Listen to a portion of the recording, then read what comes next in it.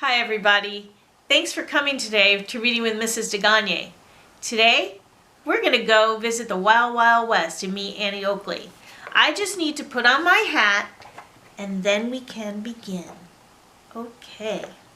This is called Shooting Star, Annie Oakley the Legend. It's by DeGagne and illustrated by Scott Goto. Ping, ping, ping. Pa, she's at it again. Annie Oakley's ma shook her head.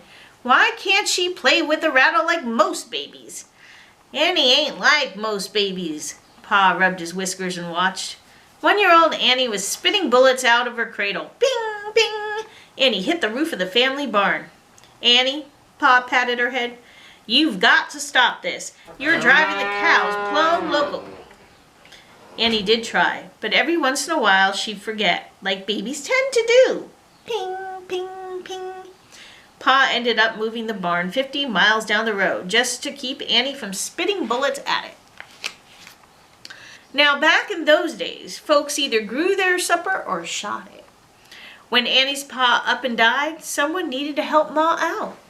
Annie didn't have much of a green thumb, so when she was 5, she started hunting game for the cooking pot.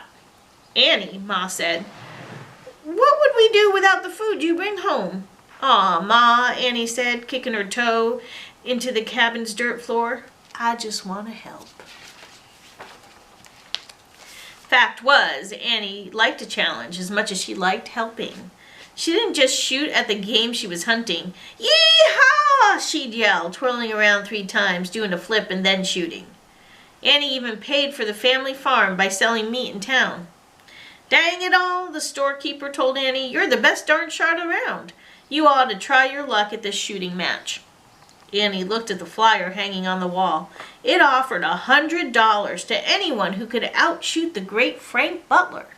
Yee-haw, Annie hollered. I'll do it.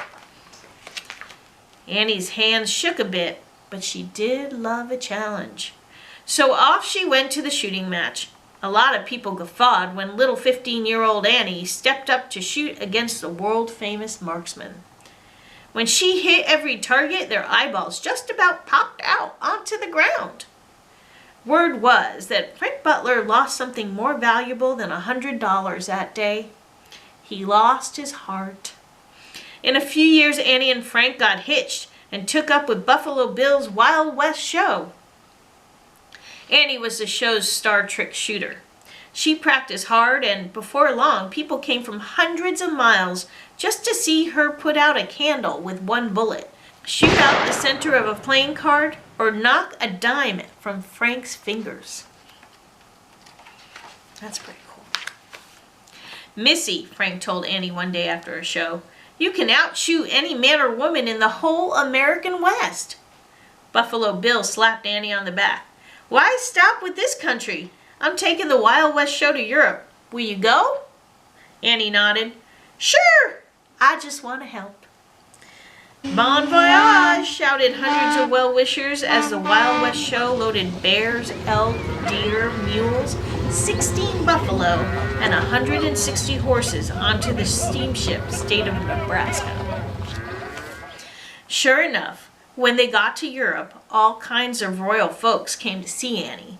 Her hands shook a bit when she saw Queen Victoria watching her. But did Annie miss a shot? Not Annie. You're a very clever girl, the Queen said when Annie visited the palace. Annie smiled and curtsied. It was hard for her to believe. She'd once worried about having enough to eat, and now here she was, jawing with royalty. The Grand Duke Michael of Russia didn't think Annie was so clever. He liked to think he was the best marksman in the world, so he challenged Annie to a shooting match. Ping, ping, ping! The Grand Duke hit 35 out of 50 targets.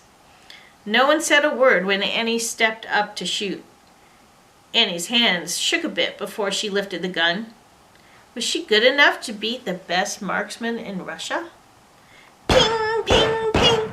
She hit 47 targets and became the best sharpshooter not only in the American West, but in the whole world. When Annie returned to America, the great Sioux Indian chief Sitting Bull joined the Wild West show. The audience would boo whenever Sitting Bull entered the show. Because of the wars between the settlers and the Indians, they thought Sitting Bull was plumb mean. Annie saw right away that they were wrong. She visited Sitting Bull's tent often and chatted with him. One evening, Sitting Bull looked at Annie and then pointed to the starry sky. "You are the best sharpshooter in the world. Tonight, I give you a bigger challenge. Can you shoot the point off of a star with my old gun?" Annie never liked to back down from a challenge. "I reckon I could give it a try," she told Sitting Bull. The next day she started practicing. She poured a wagon load of powder into her rifle and packed it tight with a broom handle. With a steady hand, Annie lifted her gun and aimed. Ping, ping, ping. Annie made 3 craters in the moon. "I reckon I'm ready," Annie said.